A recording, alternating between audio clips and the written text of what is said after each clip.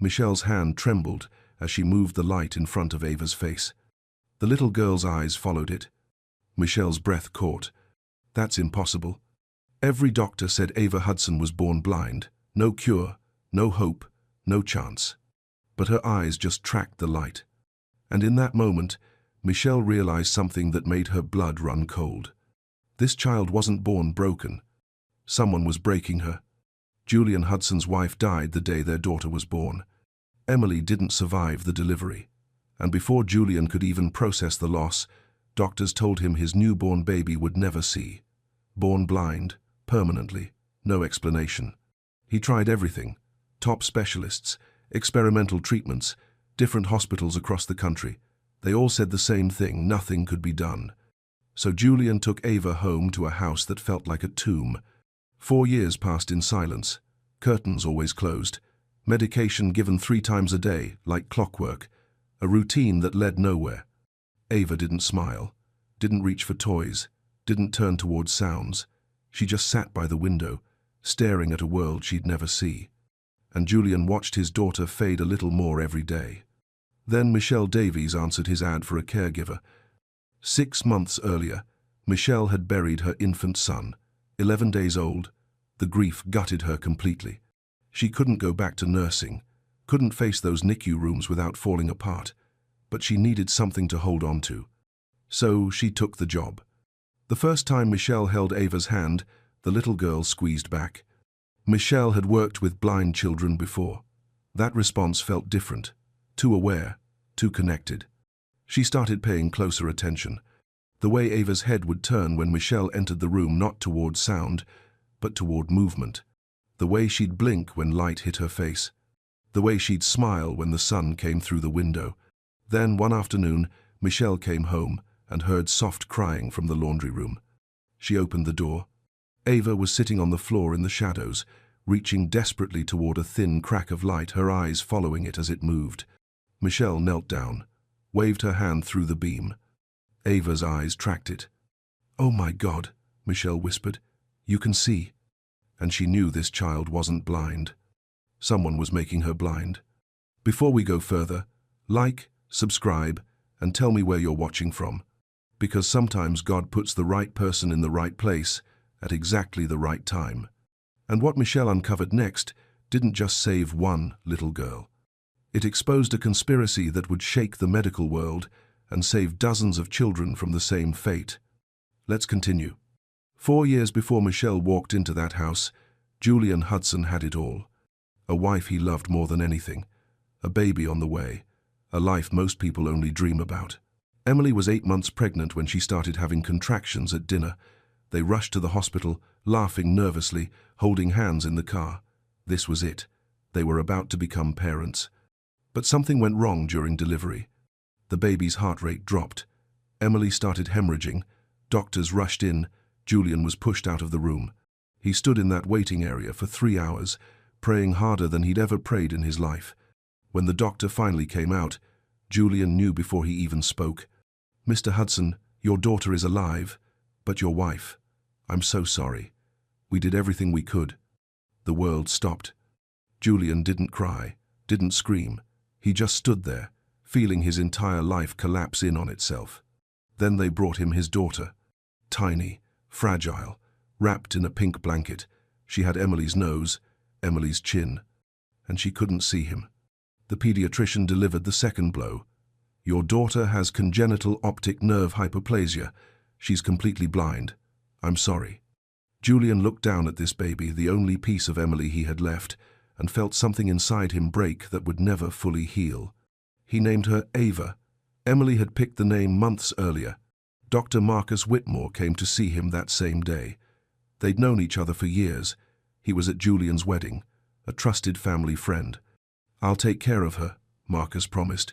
"We'll start treatment right away.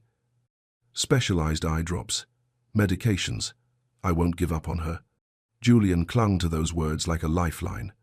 He brought Ava home to a house that felt wrong without Emily in it. Her clothes still hung in the closet. Her coffee cup sat by the sink. The nursery they'd painted together now felt like a room full of broken dreams. Julian went through the motions. Feeding, diaper changes, Medication schedule eye drops 3 times a day, every day, exactly as Dr. Whitmore prescribed. But Ava didn't respond to anything. She didn't smile when he talked to her, didn't turn toward his voice, didn't reach for the toys he'd put in her crib. She just stared at nothing. Months turned into years. Julian stopped opening the curtains. Light felt like an insult when his daughter couldn't see it. He stopped having people over, stopped going to the office, started working from home, buried in conference calls that didn't matter. The staff moved quietly through the house, speaking in whispers, like they were afraid to disturb the grief that had settled into every room. Julian's days became a loop he couldn't break. Wake up, medication, doctor appointments that showed no progress, therapy sessions where Ava sat motionless, sleep, repeat. Dr. Whitmore kept adjusting the prescriptions, adding new medications, vitamin injections, neurological supplements. These things take time, he'd say. We're doing everything we can. But nothing changed.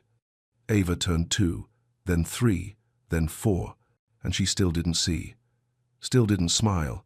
Still lived in a world Julian couldn't reach. He'd sit by her window sometimes, watching her small face turn toward glass she couldn't see through, and wonder if this was his punishment. If God took Emily and Ava's sight because Julian didn't deserve them. The guilt ate at him slowly. The what-ifs, the if-onlys. If only he'd gotten Emily to the hospital sooner. If only he'd chosen a different doctor. If only he'd prayed harder, tried harder, been better. 4 years of that kind of thinking turns a house into a prison. And Julian was serving a life sentence. Then one October morning, Michelle Davies walked through his door. She had sad eyes, the kind that recognized his pain without him having to explain it. When she told him she'd lost a child too, something shifted. Not hope. He'd buried that a long time ago. But something else. Something quiet. Maybe understanding. Maybe just the smallest crack in the wall he'd built around himself. He hired her, gave her the same instructions he'd given every caregiver before her. Follow Dr. Whitmore's medication schedule. Don't miss a dose. Don't get attached. But Michelle didn't follow those rules. She got attached the first day she held Ava's hand. And she started asking questions no one else had bothered to ask. Michelle's first week was all routine. Mrs. Chen walked her through everything. Ava's schedule was rigid, non-negotiable. 7 in the morning, wake up, eye drops. Breakfast with vitamin supplements mixed into her food. Mid-morning therapy exercises that Ava barely responded to. 1 o'clock, second round of eye drops. Afternoon, sensory activities, textures, sounds, things meant to stimulate a brain that seemed unreachable.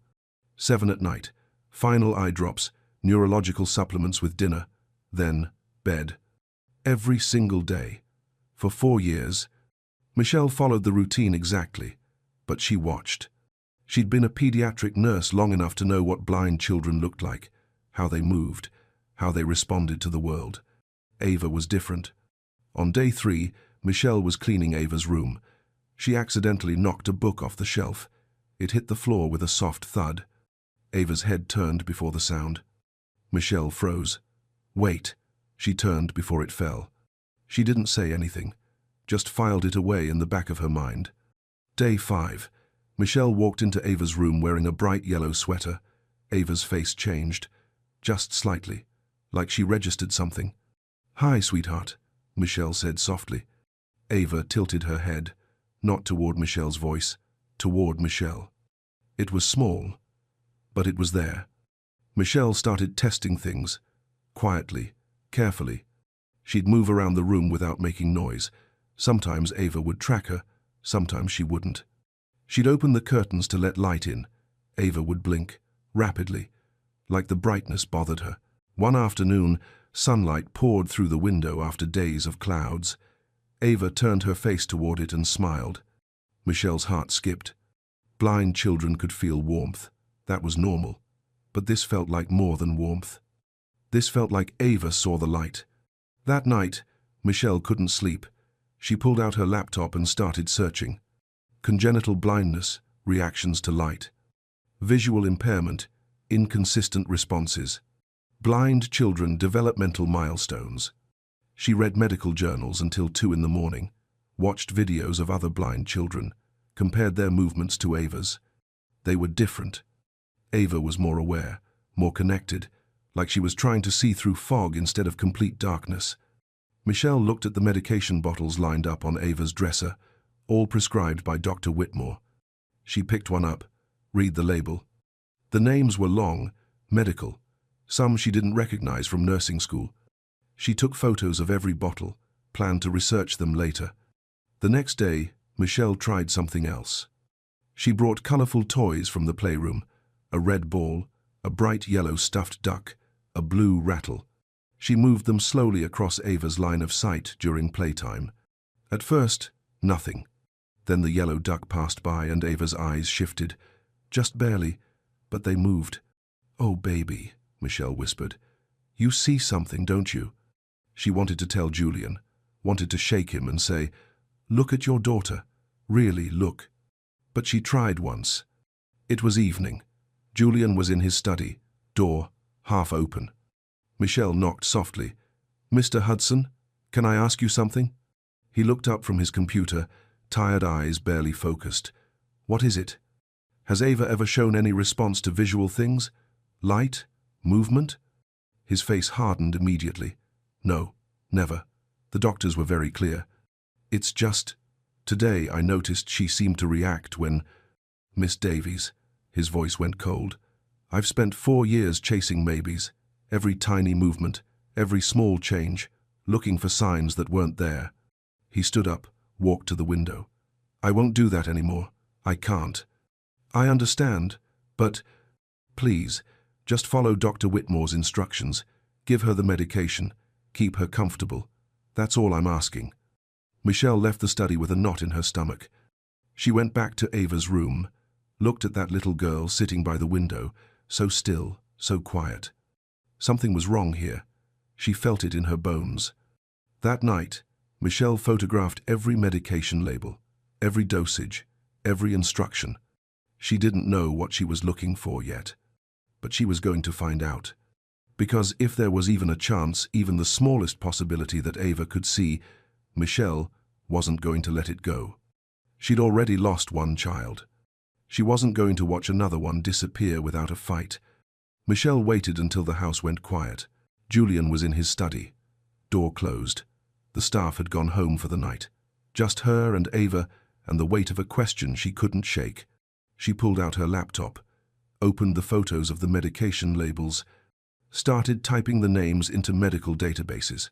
The first one came up: atropine sulfate ophthalmic drops, used for dilating pupils during eye exams. Standard dose, 0.01%. Michelle scrolled down to Ava's prescription strength, 0.5%. Her stomach dropped. That was 50 times stronger than normal. She kept reading.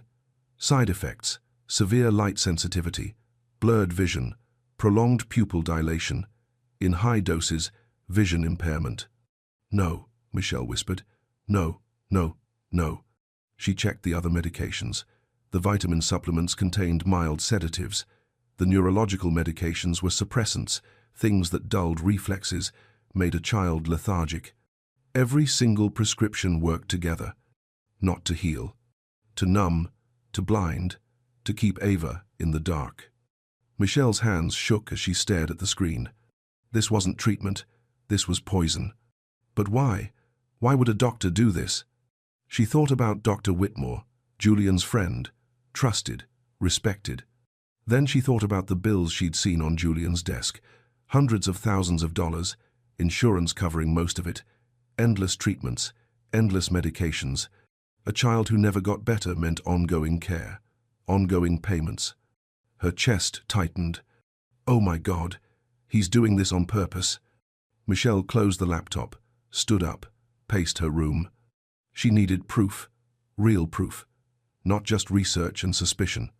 She needed to show Julian something undeniable.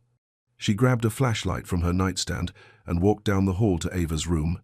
The little girl was awake, sitting up in bed, staring toward the window where moonlight filtered through thin curtains. "Hey, baby," Michelle whispered. "Can't sleep?" Ava didn't answer, just turned her head slightly. Michelle knelt beside the bed. I'm going to try something, okay? Don't be scared. She clicked on the flashlight, kept it low at first, moved it slowly from left to right. Ava blinked. Her eyes followed the beam. Michelle's breath caught. She moved it again, faster this time. Ava's head turned, following, tracking. You can see it, Michelle breathed. Can't you, sweetheart? She made the light dance on the wall. A circle, a zigzag. And Ava smiled, a real, genuine smile. She reached out with both hands, trying to touch the light. Tears streamed down Michelle's face. Oh, baby girl. Oh, my sweet girl. Then Ava did something that broke Michelle completely. She looked right at Michelle, focused, clear, and whispered, Mama? Michelle pulled her close, held her tight. I'm here. I'm right here. Mama, Ava said again, stronger this time. Pretty light. Yes, baby, it's pretty. And you can see it. You can see. Michelle rocked her gently, crying into her hair. I'm going to save you. I promise. No more medicine that hurts you. No more darkness. She pulled back, looked at Ava's face in the dim light. Those pale blue eyes weren't blank anymore. They were looking at her, really looking. I see you, Ava whispered. I see you too, Angel. That's when Michelle heard footsteps in the hallway. She turned. Julian stood in the doorway. His face was white, confused, then angry. He looked at the flashlight in Michelle's hand, the printed research papers on the dresser, the way Ava was looking at Michelle, really looking. What the hell are you doing to my daughter? Michelle stood slowly, heart pounding. This was it. Everything was about to change. Mr. Hudson, she said quietly, I need you to listen to me. Your daughter isn't blind. Get out. She can see. And the medication you've been giving her. I said get out of my house. Michelle picked up the flashlight, turned it on, held it in front of Ava. The little girl smiled, reached toward the light, her eyes tracking it perfectly. Julian's legs buckled. He grabbed the doorframe to keep from falling. That's not. She can't. His voice broke. The doctors said. Michelle's voice was steady, gentle. The doctors lied. Julian sank to the floor, just dropped to his knees right there in the doorway. He stared at his daughter, at the way her eyes followed the light, the way she reached for it, smiled at it. 4 years of darkness, and she could see. I don't understand, he whispered. They told me. Marcus told me. Michelle knelt beside him, handed him the printed research. Look at these medications. Really, look. Julian's hands shook as he read, his eyes scanning the words, the dosages, the side effects. Severe light sensitivity, blurred vision, vision impairment. No, he breathed. No, this has to be wrong. It's not wrong, Mr. Hudson. These aren't treating her, they're hurting her. Julian looked up at Michelle. His eyes were red, broken. Marcus prescribed these. He was at my wedding. He held Ava when she was born. He's my friend. I know. He wouldn't. He couldn't. But even as he said it, doubt crept in. The years of no progress, the endless appointments, the massive bills. Always more medications, always more treatments, never any results. Julian's voice cracked. Oh God, what have I done? This isn't your fault. I gave her this poison, every day, for 4 years. I trusted him and His words dissolved into sobs. Michelle put a hand on his shoulder. You trusted a doctor. That's what parents do. I should have questioned it. Should have. You were grieving. You were drowning. You did what you thought was right. Julian looked at Ava. She was watching him now, really watching. Her little face turned toward his voice, her eyes trying to focus. Daddy, she whispered. Julian's whole body went still. He stared at her. What did you say? Daddy. Clearer this time. He crawled to her bedside, took her small hands in his. Baby, can you see me? Ava squinted. Her vision wasn't clear, but she was looking at him, at his face. Daddy's sad, she said softly. Julian broke completely, pulled her into his arms and sobbed into her hair. 4 years of silence. 4 years of believing she'd never know him, never see his face, never say his name. and she'd just said Daddy. Michelle backed away quietly, gave them space, watched this father hold his daughter like he was afraid she'd disappear. After a long moment, Julian looked up.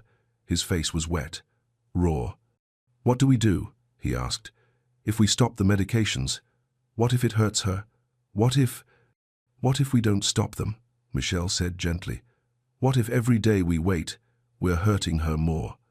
Julian looked at the medication bottles on the dresser, all lined up, 4 years of routine.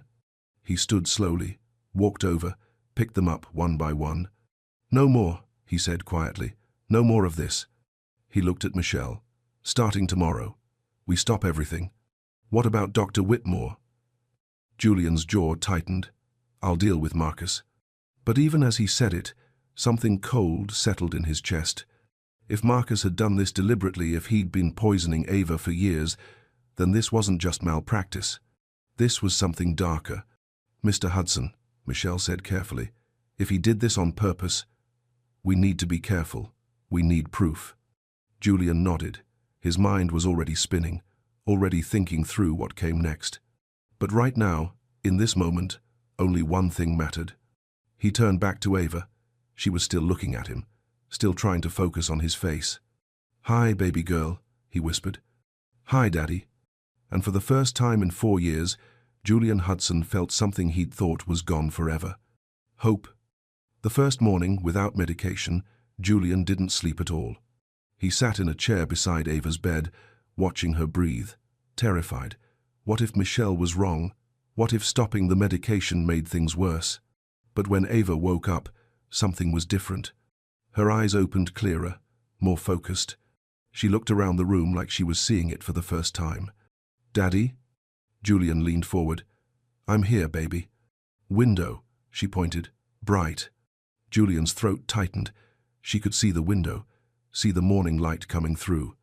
"Yes, sweetheart, that's the sun." Ava smiled. A real smile, not the blank, distant expression he'd seen for years. She was waking up. By day 3, the changes were undeniable. Ava started reaching for things. Her cup, her stuffed bear, the blanket on her bed. Not guessing, actually reaching for what she saw. Michelle brought her colorful picture books. Ava pointed at the images. Red, blue, yellow. "That's right, baby," Michelle said, tears in her eyes. "Those are colors. Pretty colors."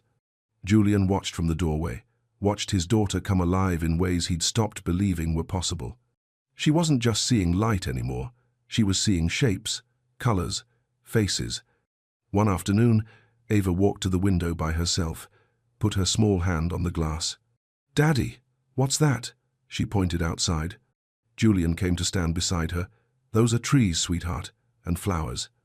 "Mama's flowers?" His breath caught. "How did you?" Ava pointed to a photo on her dresser.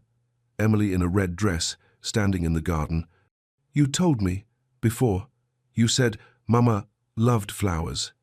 Julian knelt down, looked at his daughter's face. She was looking back at him, really looking. "You remember that?"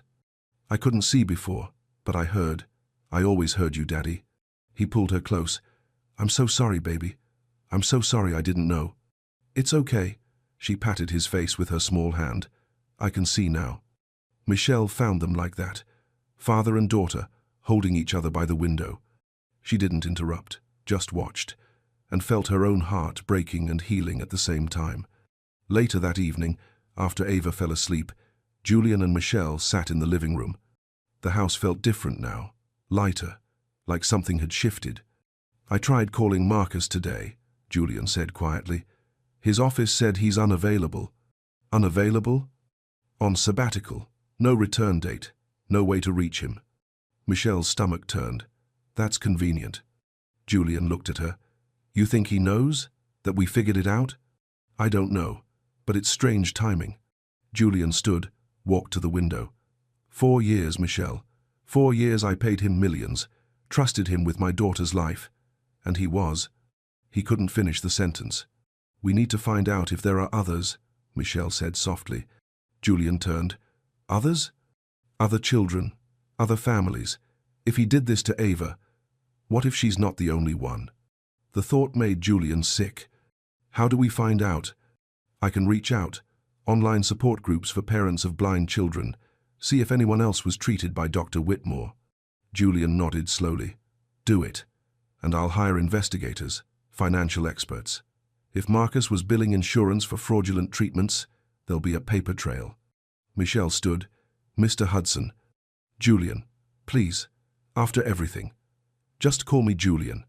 She nodded. Julian, if we do this, if we go after him, it's going to get ugly. I know. He'll fight back. People like that always do. Julian's eyes hardened. Let him fight. He poisoned my daughter. He stole 4 years of her life. 4 years of mine. His voice dropped. I don't care how powerful he is. I don't care what it costs. I'm going to make sure he never does this to another child. Michelle saw something in his face she hadn't seen before. Not just grief anymore. Anger, purpose, fire. Then we do this together, she said. Julian looked at her. This woman who'd walked into his life a month ago, who'd seen what no one else saw, who'd saved his daughter when he couldn't. Thank you, he said quietly, for not giving up on her. I couldn't give up on her. She reminded me too much of. She didn't finish. Didn't need to. Julian understood. Your son. Michelle nodded.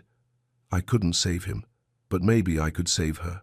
They stood in silence for a moment, two broken people who'd found purpose in each other's pain. Then Julian's phone buzzed. Unknown number. Text message. He opened it. His face went pale. What is it? Michelle asked. Julian showed her the screen. Stop asking questions. You don't know what you're interfering with. Another message came through. Some people don't wake up from the darkness. Be careful yours doesn't go back to sleep. Michelle's blood ran cold. He's threatening Ava. Julian's hand clenched around the phone. Then he just made the biggest mistake of his life. Michelle found 3 families online. 3 mothers who mentioned Dr. Marcus Whitmore by name, all in Connecticut, all desperate for answers about their blind children. She reached out to one, a woman named Sarah Bennett. They met at a coffee shop in Hartford 2 days later. Sarah brought files, medical records, bills, photographs of her 5-year-old son, James. Dr. Whitmore said James was born blind, Sarah explained, hands wrapped around her coffee cup. We've been seeing him since James was 3 months old.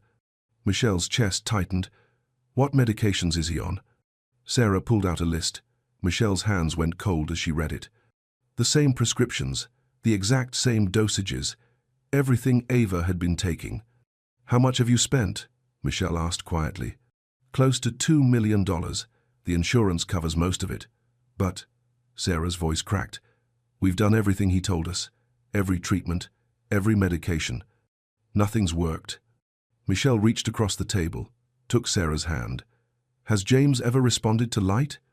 Sarah hesitated. Sometimes I think. But Dr. Whitmore says I'm imagining things. That false hope is cruel. You're not imagining it. Michelle told her everything. About Ava, the medications, the research, how Ava's vision was coming back after they stopped the treatments. Sarah's face went pale. You're saying Marcus has been blinding my son? I'm saying you need to get a second opinion from a doctor who isn't connected to Dr. Whitmore. Sarah started crying, right there in the coffee shop. Quiet, broken sobs.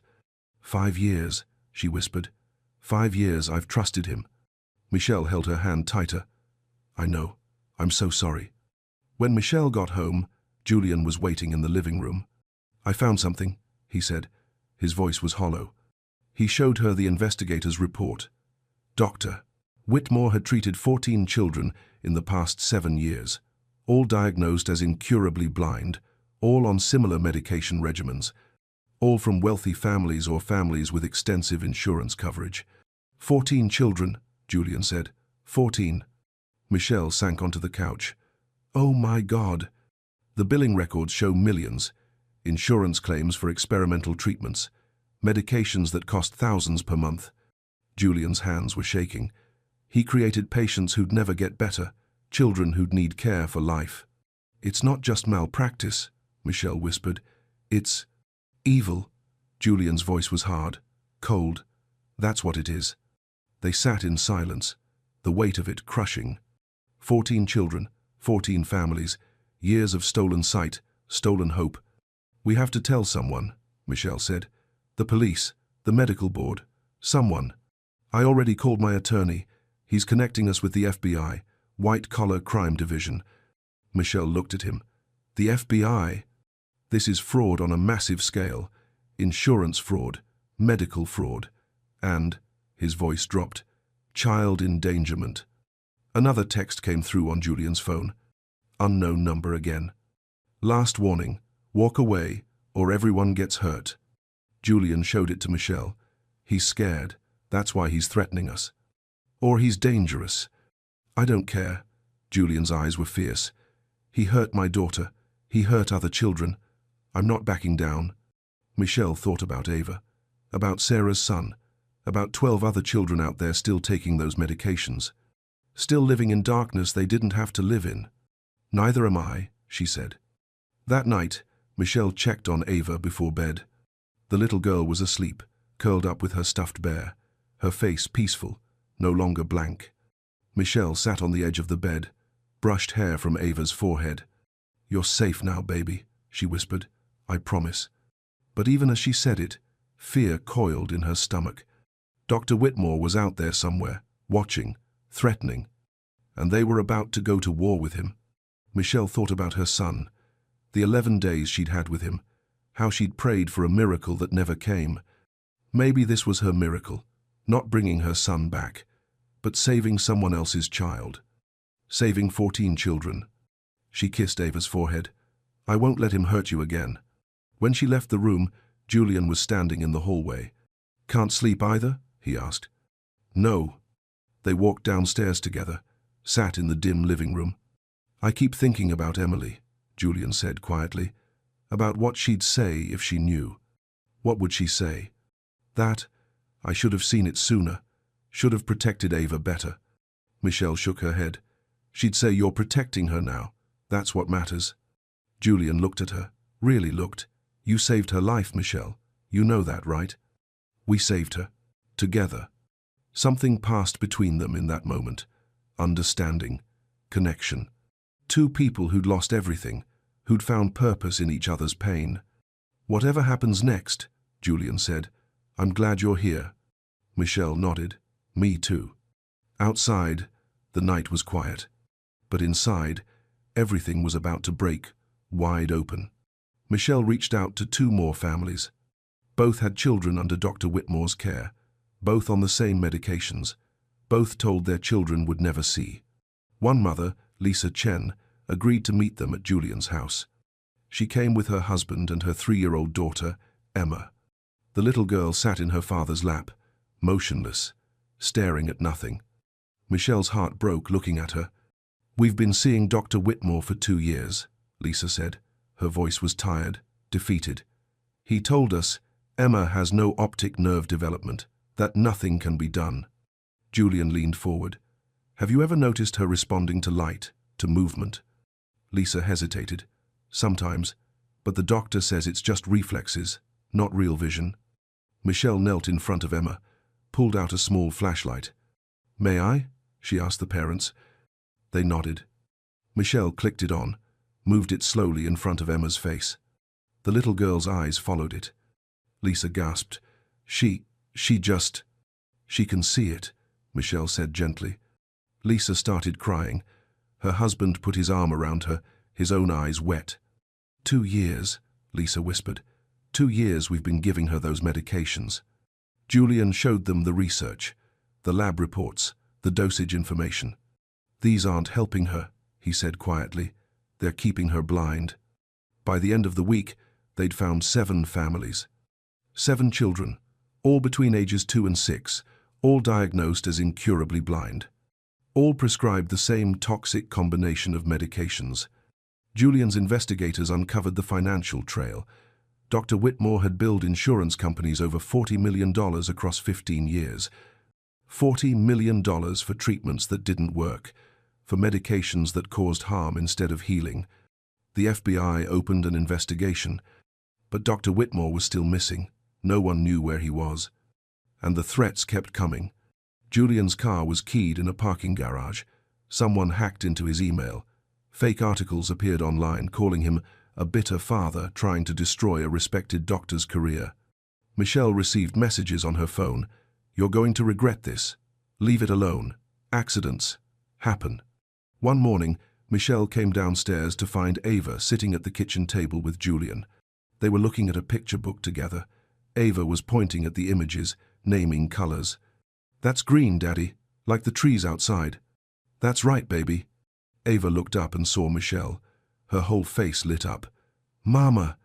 She'd started calling Michelle that a week ago, and every time, it made Michelle's chest ache in the best way. "Good morning, sweetheart." Ava ran to her, wrapped her small arms around Michelle's legs. "I love you, Mama." Michelle picked her up, held her close. "I love you too, baby girl." Julian watched them, something soft in his expression. Later, after Ava went to play in her room, Julian poured coffee for both of them. "She's getting stronger every day," he said. "I know. Her vision's still not perfect, but she can see colors now, shapes, faces." Michelle nodded. "It's a miracle." "No." Julian looked at her. "You're the miracle. You saved her when I couldn't. You would have figured it out eventually." "No, I wouldn't have." His voice was honest, raw. "I'd given up. I was just existing, going through motions." He set down his cup. "You brought life back into this house, into my daughter, into me." Michelle felt her throat tighten. "I don't know how to thank you," Julian continued. "How to even begin to." "You don't have to thank me." "Yes, I do." He stepped closer. "Michelle, you've given me everything back. My daughter, my hope, my reason to keep going." Something shifted in the air between them. "I know this isn't the time," Julian said quietly. "We're in the middle of a fight. Everything's chaos. But I need you to know." He paused, searched for words. "You're not just Ava's caregiver anymore. You're family. You're everything." Michelle's eyes filled with tears. 6 months ago, she'd been drowning in grief, certain she'd never feel whole again. Now she stood in this kitchen, with this man and his daughter, and felt something she thought was gone forever. Purpose, connection, love. "You're my family too," she whispered. Julian reached out, took her hand. They stood like that for a moment, two broken people who'd found healing in each other. Then Ava's voice called from upstairs, "Mama, Daddy, come see." They went upstairs together, found Ava standing at her window, pointing outside. "Look, the flowers are blooming." Julian and Michelle looked out at Emily's garden, the one that had been overgrown and forgotten for years. Spring had brought it back to life. Tulips, daffodils, colors everywhere. "Your mama planted those," Julian told Ava softly. "They're beautiful," Ava said. Then she looked up at Michelle. "Can we go outside? I want to see them up close." Michelle smiled through tears. "Yes, baby, we can go see them." The three of them walked down to the garden together. Ava ran ahead, laughing, touching the flowers, marveling at colors she'd spent years unable to see. Julian stood beside Michelle, watching his daughter discover the world. "Emily would have loved this," he said quietly. "I think she's watching," Michelle replied. "I think she knows Ava's okay now." Julian took Michelle's hand, squeezed it. They stood in Emily's garden, watching Ava spin in the sunlight, and felt something neither had felt in years. Peace. But they both knew this peace wouldn't last. The fight was just beginning, and Dr. Marcus Whitmore was still out there, hiding, planning, waiting. The story hit the New York Times on a Tuesday morning.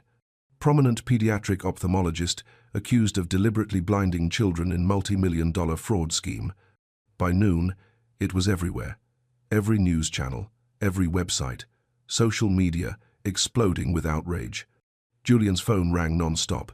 Reporters, lawyers, parents from across the country asking if their children had been victims too. Michelle sat with Ava in the living room, trying to keep her calm while chaos erupted outside. News vans lined the street, cameras pointed at the house. "Mama, why are all those people here?" Ava asked. Michelle pulled her close. "Because we're helping other children, baby. Children like you. Children who couldn't see?" "Yes, sweetheart." Ava was quiet for a moment, Then she said, "I'm glad they're going to see now too." Michelle kissed the top of her head. This child who'd suffered for 4 years was worried about other children. Julian came in from his study. His face was tight. They found him. Michelle looked up. Whitmore. FBI picked him up at a private airport in New Jersey. He was trying to leave the country. Relief and rage warred in Michelle's chest. Good. There's more. Julian sat down heavily. They found records. 14 children confirmed. Maybe more. And it wasn't just him. What do you mean? 2 other doctors were involved, and a pharmaceutical company executive. They had deals, kickbacks, create lifelong patients, split the insurance money. Michelle felt sick. How could they? I don't know. Julian's voice was hollow. I don't understand how people do this. The next few weeks were a blur. Dr. Whitmore was charged with 47 counts of fraud, conspiracy, and child endangerment. The trial was set for 4 months out. But more families kept coming forward. 19 children total. 19 families destroyed by greed disguised as medicine. Julian and Michelle were asked to testify before Congress, a hearing on medical fraud and patient protections. They sat at a long table, microphones in front of them, cameras everywhere. Julian spoke first, his voice steady but filled with emotion. My daughter spent 4 years in darkness because a man I trusted saw her as a paycheck, not a child, not a human being, a revenue stream. He paused, gathered himself. How many other children are out there right now, taking medications that hurt instead of heal, trapped in systems that profit from their pain? The room was silent. Then Michelle spoke. I lost my son 6 months before I met Ava, and I thought that pain, that grief had no purpose, that it was just emptiness. Her voice caught. But God put me in that house for a reason. He gave me eyes to see what others missed, not because I'm special, but because I'd already lost everything. So I had nothing left to lose by asking questions. She looked directly at the camera. If you're a parent and something feels wrong, trust that. Ask questions. Demand answers. Don't let anyone tell you that your instincts don't matter. The hearing ended with standing applause. That night, Julian found Michelle in Emily's garden. She was sitting on a bench, watching Ava chase fireflies in the twilight. You were amazing today, he said, sitting beside her. So were you. They watched Ava together, her laughter filling the air, her eyes tracking the blinking lights. I never thought I'd hear her laugh like that, Julian said quietly. She's free now. Because of you. Michelle shook her head. Because God didn't give up on her. Even when we couldn't see the way forward, he did. Julian took her hand. Michelle, I need to tell you something. She turned to look at him.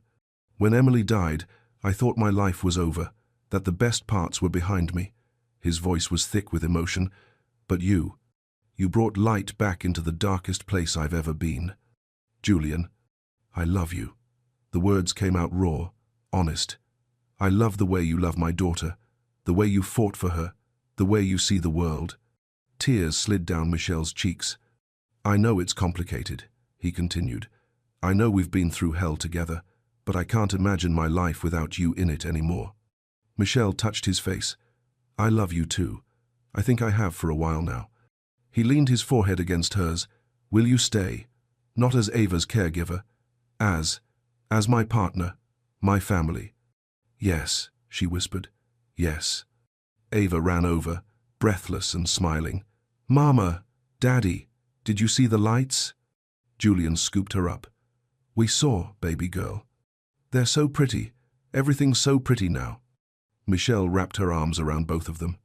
And standing there in that garden, the 3 of them together, she felt it. Redemption. Not the kind that erases pain, but the kind that transforms it into something beautiful. Something worth fighting for. Dr. Marcus Whitmore was sentenced to 25 years in federal prison. The judge's words were final. You betrayed the most sacred trust in medicine. You harmed children for profit. This court shows you no mercy. Julian sat in that courtroom with Michelle beside him and felt something release in his chest. Not joy, not satisfaction, just closure. Justice had been served, but it couldn't give back the years, couldn't undo the damage. All they could do was move forward. 6 months later, Julian and Michelle stood in Emily's garden, the same garden where Julian had proposed. This time, folding chairs lined the grass. Close friends, the families they'd helped, the prosecutors who'd fought for justice, and Ava wearing a white dress with flowers in her hair holding a basket of petals. The officiant began. We're gathered here today to witness the joining of two people who found each other in the darkest season of their lives. Julian looked at Michelle. She was crying already. Happy tears this time. He took her hands. I thought I'd lost everything, he said, his voice thick. My wife, my hope, my daughter's future. But God had a plan I couldn't see. He brought you into our lives when we needed you most, and somewhere along the way, you became my everything. Michelle squeezed his hands. I thought my pain had no purpose, that losing my son was just senseless tragedy. Her voice broke. But God used that grief to save your daughter, to save other children. He took my broken heart and made it into something that could heal. She wiped her eyes. You and Ava didn't just give me a family. You gave me a reason to believe again. When they kissed, Ava cheered loudest of all, threw petals in the air that she could finally see. Later, at the reception, Sarah Bennett approached them with her son James. The little boy was wearing glasses now, running around with other kids, laughing. He starts school next month, Sarah said, tears in her eyes. Real school, with other kids, because of you. Because we all fought together, Michelle replied. Other families came, shared their stories, their children's progress. Emma Chen was painting now, colors everywhere, making up for lost time. A 6-year-old boy named Michael was learning to read, large print books, but reading. Not every child regained full vision. The damage had been done. But they were all seeing more than they had, living more fully. And new laws were being passed because of them. Mandatory second opinions, prescription oversight, patient protections. Ava's law, they called it in New York. One life saved had become dozens. Dozens had become systemic change. That evening, after the guests left, Julian and Michelle stood at Ava's bedroom door. She was asleep, her stuffed bear tucked under one arm, moonlight streaming through the window she'd spent years sitting beside in darkness. I used to stand here and pray for a miracle, Julian whispered, begged God to heal her. He did, Michelle said softly, just not the way you expected. Julian pulled her close. He sent you. They adopted Ava together the following month, made Michelle her legal mother in every way. When the judge finalized it, Ava threw her arms around Michelle's neck. You're really my mama now. I've always been your mama, baby. Now it's just official. 1 year later, Michelle found Julian in his study late at night. Can't sleep? She asked. Just thinking. He gestured to his computer screen. The Emily Hudson Foundation website, testimonials from families they'd helped, photos of children who were thriving now. 23 children recovered partial vision. 14 families received financial restitution. Laws changed in 8 states. He looked at Michelle. All because you refused to look away. All because God put me exactly where I needed to be. She sat on his lap, rested her head against his. You know what I realized? What? My son lived 11 days. That's all I got. But those 11 days taught me to recognize suffering, to fight for children who can't fight for themselves. Her voice was gentle. He had a purpose. Even though he's gone, his life meant something. Julian kissed her forehead. He'd be proud of his mama. They went upstairs together, checked on Ava one more time. She was sprawled across her bed now, growing so fast. 7 years old, 1st grade, art class twice a week, friends who came over for playdates. A normal childhood. He searched every room. The nursery? Empty. The kitchen? Empty. The entire mansion, silent. No sign of his maid, no sign of his baby. His heart started to race. Kevin Grant had built empires, moved markets, and controlled everything in his world, except this moment. Then he stepped outside, and what he saw stopped him cold. There, on a stone bench, in the biting morning air, was Gloria, asleep, still in uniform, arms wrapped tightly around baby Emily. A faded blue blanket covered the child, and Gloria's yellow cleaning gloves were still clinging to her hands. Neither of them stirred. For a second, he couldn't breathe. Then, he saw Emily's tiny chest rise, her fingers curled into Gloria's apron, and on Gloria's face, a quiet kind of peace. He didn't understand it. Not yet. But what looked like recklessness was something else entirely, and that moment changed everything. The sky hadn't turned yet. It was still dark in Manhattan.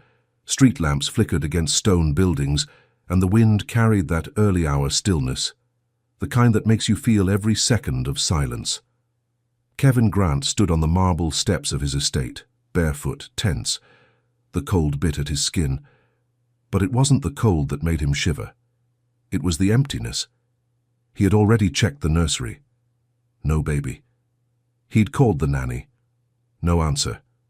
Walked every hallway. But the one person who always kept things running, Gloria, his quiet, invisible maid, was nowhere to be found. Then, a flicker of movement near the garden. He stepped off the porch, heart pounding, breath shallow. It wasn't supposed to be like this, not in his house, not in his world. And then, he saw her. Gloria, curled up on the garden bench, back leaned against the cold stone, eyes closed, breathing steady. In her arms, Emily. The baby was wrapped in an old blanket, tucked so closely into Gloria's chest it was hard to tell where one ended and the other began. Kevin froze. The yellow gloves were still on Gloria's hands, her head tilted back, her arm locked around the child like instinct, like protection. He took a step closer. No words, no reaction. Emily's fingers clung to Gloria's uniform, her tiny face nestled into the space just below Gloria's chin. Safe. Too safe for this to be an accident. Kevin didn't know why, he didn't know how. But he knew one thing, this wasn't neglect, it was love. Not the kind you buy, the kind you carry, even when it breaks you. And in that still, cold moment, everything Kevin believed about love, family, and what it means to protect something began to crack. But before we begin, click subscribe, like this video, and tell us where in the world you're watching from. I hope this story makes you believe that sometimes the people we overlook are the ones holding our world together. The air hung thick with silence, not peace, not calm, just that heavy kind of stillness you feel when something's not right. Kevin stood frozen beside the garden path, his breath caught halfway between fear and disbelief. Gloria didn't stir. Neither did the baby. He stepped closer. Slowly. The gravel crunched beneath his bare feet. The closer he got, the stranger it all felt. The bench was damp with morning frost. The blanket barely covered Emily's legs. And Gloria. She looked like she hadn't meant to sleep, just hadn't had the strength to stay awake. Her arms were still wrapped around the baby, one yellow-gloved hand tucked under Emily's back, the other across her tiny chest, as if shielding her from the wind. Kevin's mind raced. Why was his daughter out here? Why didn't anyone wake him? Where was the stuff? Why didn't she knock on his door? But none of those questions made it past his lips, because in that moment, all he could see was the way Emily's small body rose and fell gently against Gloria's. Safe. He crouched beside them, carefully. His hand hovered near the child's back, unsure whether to lift her or let her stay. Gloria's eyes fluttered. She blinked, dazed, then saw him. She jolted upright, panic flashing across her face. "I'm sorry," she whispered, breathless. He held up a hand, not in anger, just confusion. "Why?" That was all he could manage. Gloria looked down at Emily, then back at him. Her voice cracked. "She was cold, sir. The heat, it stopped working. She cried for hours. I didn't know what else to do." She didn't defend herself, she didn't explain beyond that. She just said it. And Kevin, who had always believed every problem had a solution, every mistake a price, felt something inside him shift. Gloria wasn't trying to impress him. She wasn't even trying to be forgiven. She was just tired. Tired in a way no amount of sleep could fix. He looked at her one last time, really looked, at the circles under her eyes, at the trembling in her arms, at the way she hadn't let go of Emily, even in sleep. And for the first time in a very long time, he didn't feel rich, not at all. Kevin stood there, unmoving. The wind had picked up, brushing past the marble columns behind him, but his eyes stayed fixed on the yellow glove still resting against his daughter's back, and on the quiet woman who had been invisible in his home until this very moment. Gloria didn't look up again. She just sat there silent, arms still wrapped around Emily, like a mother clinging to something she couldn't afford to lose twice. Kevin swallowed hard. He didn't know what emotion was hitting him. Guilt, shock, or something far less familiar. All he knew was that he didn't want to raise his voice. Not here. Not now. He stepped back. Gently. His hand brushed across the top of the blanket, just enough to feel the warmth still trapped inside it. It wasn't much, but it had been enough to keep his child safe. And the gloves, still on Gloria's hands, bright yellow, a little torn at the fingertips, smudged with polish and dust. She hadn't even taken them off. Kevin's mind went back to the night before, the text from the staff group chat he hadn't answered, the subtle drop in the thermostat reading he'd dismissed. He remembered walking past the nursery door on his way out, hearing Emily cry and thinking she'd settle soon. He hadn't stopped. He hadn't checked. Now he was here, outside, barefoot, standing beside a bench in the freezing dark, watching the woman he paid to clean his house cradle the only thing in his life that ever truly mattered. Gloria finally spoke again. Her voice was barely a whisper. I didn't want her to cry anymore. She kept her eyes on the child. Not once did she ask for understanding. Not once did she explain herself with pride. She just sat there still, as if ready for whatever judgment would come next. Kevin took a breath, the kind that shakes a little on the way out. I didn't know the heat broke. Gloria nodded slowly. I called maintenance. No one came. A pause. You were at the gala. He didn't remember much about the fundraiser, only that the champagne had been warm and the conversations colder. I was going to rock her, Gloria said, just until she settled. Just for a few minutes. Her voice broke. I didn't mean to fall asleep. Kevin looked down at the child in her arms, now stirring softly, eyelids fluttering. He didn't have words for what he felt, only questions. And most of them weren't for her. They were for himself. He didn't ask her to stand, didn't tell her to explain. He just said quietly, "Come inside." She hesitated. Her arms tightened around the baby, as if part of her believed this was the last time she'd be allowed to hold her. But Kevin didn't reach. He didn't rush. He simply turned and led the way, leaving the front door wide open behind him. She followed. The marble floors felt colder than the bench. The silence inside the house, deeper than it had been outside. Kevin gestured to a seat in the kitchen, not the servants' table tucked behind the pantry, the main one. He didn't sit at first. He just watched as Gloria gently lowered Emily into the bassinet beside the counter, brushing the blanket into place like it was made of gold. Then she sat, still wearing the gloves. She kept her hands folded in her lap. Didn't speak. Didn't blink. Kevin pulled out the chair across from her and finally asked, "Who taught you how to hold a child like that?" A long pause, then she answered, "My daughter." His body stilled. She wasn't looking at him. She was staring at a small crack in the tile. Her voice was even, but quiet. Too quiet. "Her name was Ava," she said. "She was 2. Kevin didn't move, not even to breathe. "She got sick one winter," Gloria continued. "We didn't have heat, couldn't afford to keep it running all night. I bundled her up best I could." She pressed her hands together until her knuckles went white. "She had a fever. I tried to bring it down. Wet towels, cold rags. I stayed up holding her, just like I held Emily tonight. I prayed she'd make it to morning." Her throat tightened. "But when I woke up, she was gone." She looked up then just once, and Kevin saw it, the grief she carried like breath. "I failed her." 3 words. That's all. But they landed harder than anything he'd heard in years. And since that day, she whispered, I told myself, like if I ever held another child, I wouldn't let go, not for anything, not even sleep. Silence filled the room again, except this time, it was sacred. Kevin glanced at the bassinet. Emily was still sleeping, and he realized something that pulled at a part of him he didn't know existed. This woman hadn't just saved his child. She was still trying to save her own. He didn't speak for a long time, not because he didn't have words, but because none of them felt worthy. Gloria sat still across the table, eyes lowered, hands folded, gloves still on.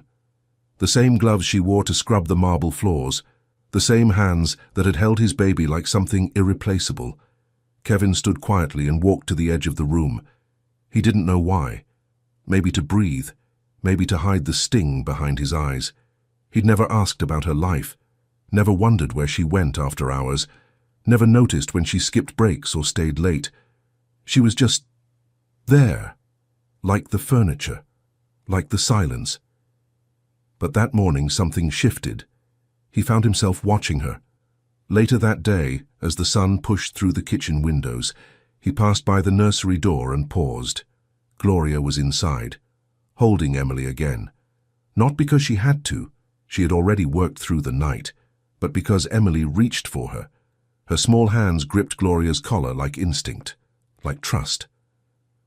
Gloria rocked gently in the chair by the window, humming low, brushing her fingers across the baby's cheek with the kind of care you can't fake, the kind that doesn't clock out. Kevin didn't go in. He just watched.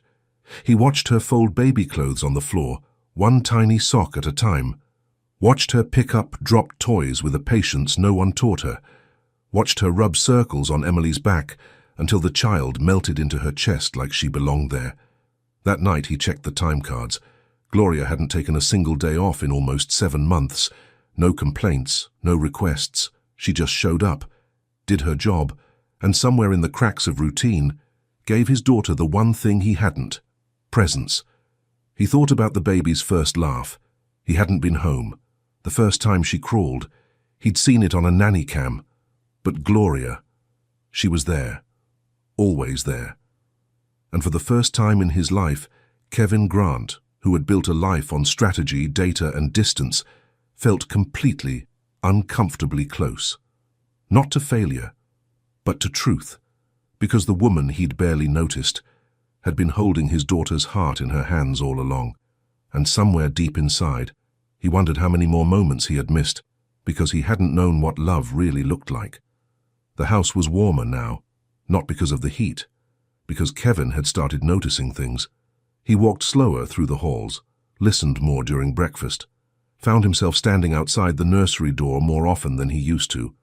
But while something in him was softening, not everyone in the house saw it that way. They saw Gloria, and they whispered, "She's too close to the child." Crossing lines.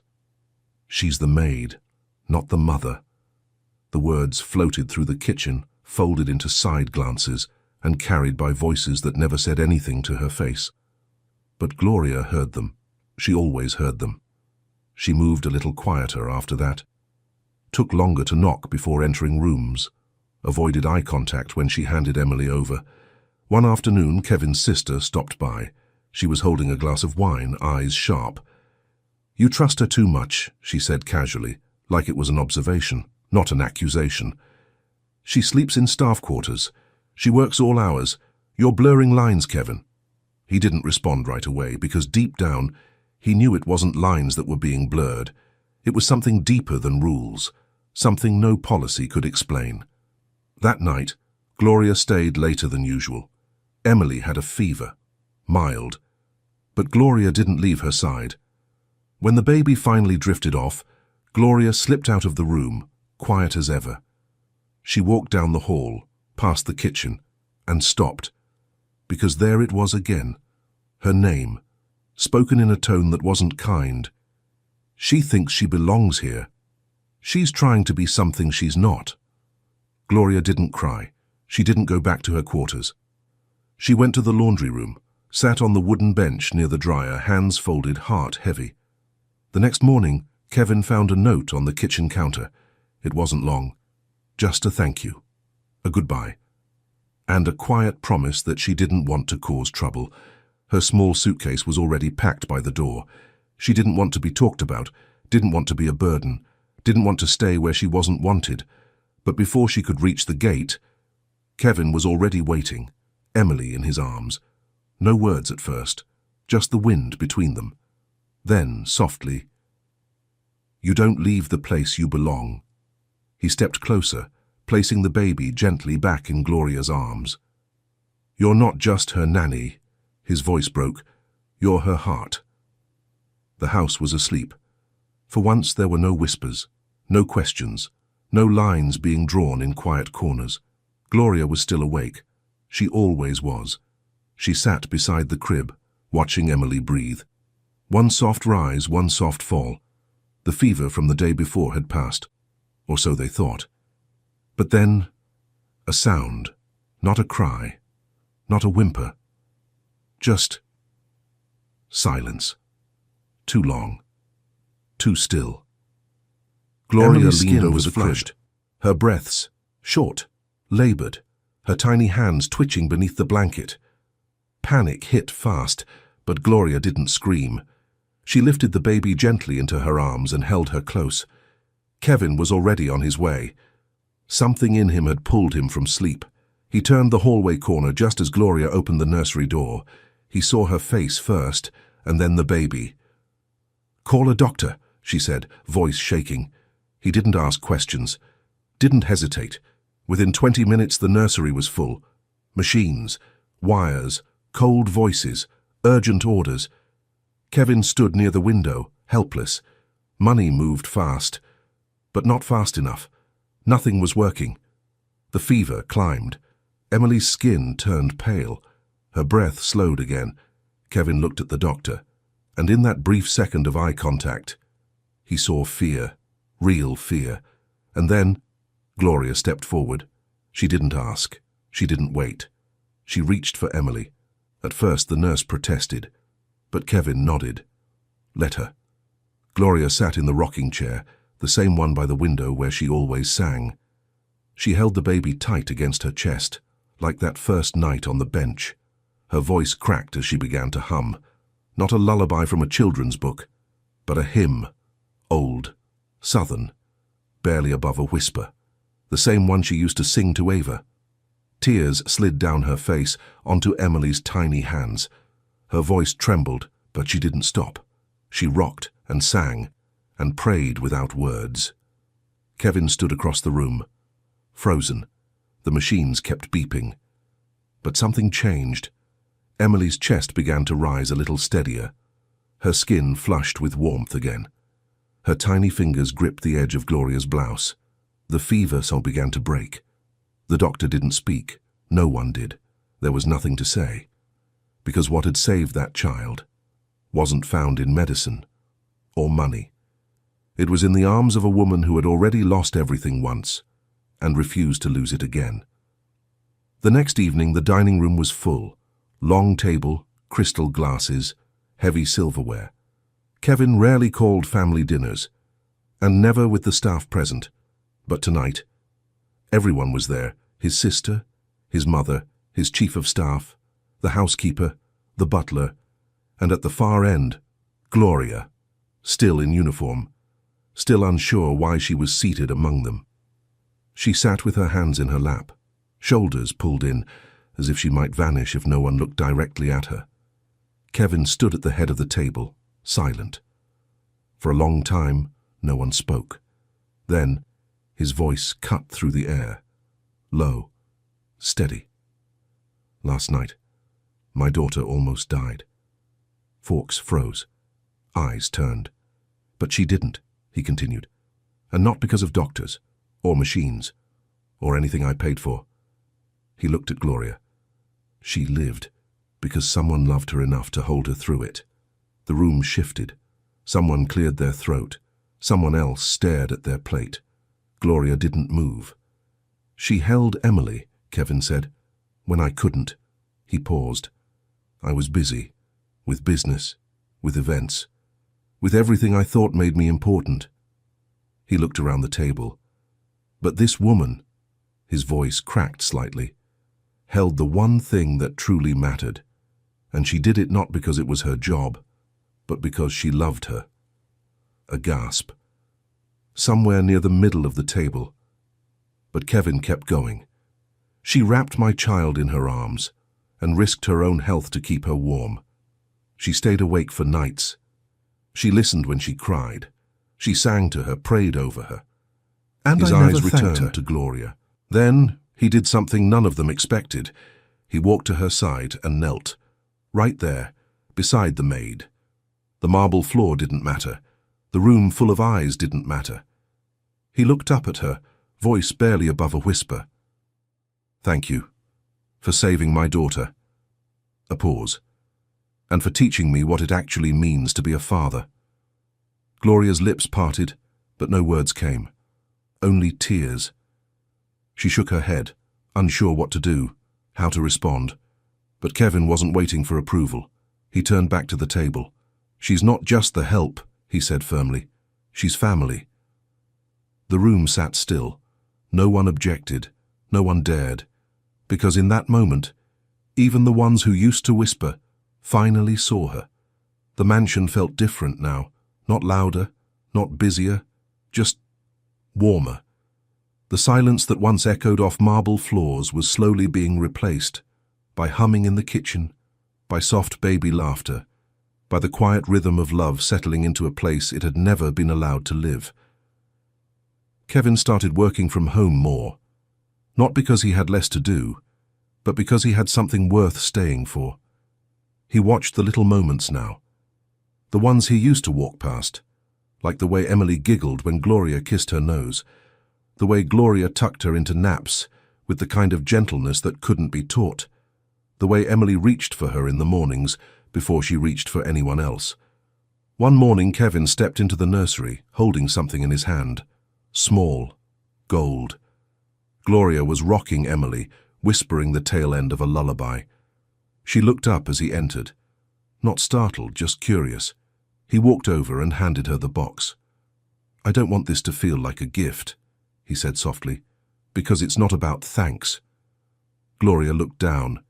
Inside the box, a delicate gold necklace, a tiny heart hanging at the center. She blinked. I can't accept this," she said, her voice already trembling. "You don't have to," he replied, "but I hope you will." She held the chain in her palm, eyes fixed on the heart. "For the woman," Kevin said, "who kept mine beating." She tried to speak, but her voice caught somewhere between shock and tears. "I don't need anything," she whispered. Kevin smiled gently. "I know. That's why you deserve everything." He helped her clasp it around her neck. Nothing else was said. There didn't need to be. Later that afternoon, Emily took her first wobbly steps across the nursery rug. Gloria clapped quietly, kneeling to catch her. The toddler fell into her arms, laughing, "Mama G!" It was the first time she said it. Clear, unprompted, as if she'd always known the words. Gloria froze. Tears welled in her eyes, but she didn't cry. She just held the child close and let herself breathe. For the first time in years, not like someone passing through, not like help, but like someone who belonged. And behind her, standing in the doorway. Kevin didn't say a word. He just smiled, because for the first time, his house felt like a home. Years passed, the seasons changed outside the gates, but inside the home, something sacred remained. Emily grew quickly, a little taller each spring, a little braver each fall. She scraped knees in the courtyard, painted handprints on hallway walls, learned to tie her shoes in the laundry room where Gloria used to hum lullabies. And Gloria, she stayed, through bedtime stories and school uniforms, through first words, first fevers, first questions about the world. She never asked for more. She just showed up, day after day. Heart open, arms steady. They called her Mama G without needing to explain why. Even the staff followed suit. And Kevin, he no longer walked through the halls with phone in hand. He knew now that the most important things couldn't be scheduled. They had to be witnessed. He sat in the garden more often now, beside the old stone bench, the one he once found too cold to notice. Now, it was sacred. One afternoon, as the sun dipped behind the trees, Emily, now 7, sat beside Gloria on that very bench. Her legs dangled. Her voice carried stories of school and friends and playground drama. Gloria smiled, her hands folded softly in her lap. The golden necklace still rested against her chest, worn now, but never removed. Kevin watched from the balcony, arms crossed gently, eyes a little misty. He knew this chapter of their lives was growing shorter. Gloria had started to slow down. She no longer cleaned, didn't have to. Her presence was no longer tied to duty. It was woven into the walls, into every photo, every corner, every memory that mattered. One morning, Emily was asked at school, "Who raised you?" She didn't hesitate. "My dad," she said, "and my Mama G." Simple. True. Unshaken. That evening, Emily climbed into Gloria's lap with a book she could now read herself, but she still asked Gloria to turn the pages, because some things aren't about need. They're about love and staying close. Outside, the garden lights flickered on, and for a moment, the house, once echoing with emptiness, felt full of stories, of second chances, of hearts that never stopped holding on. Kevin stepped out onto the balcony, looking down at them, and in a voice low, meant for no one but memory, he whispered, "I used to think love was something you earned." He paused. "But the woman who had the least gave us the most." A breath. "And we'll never forget that."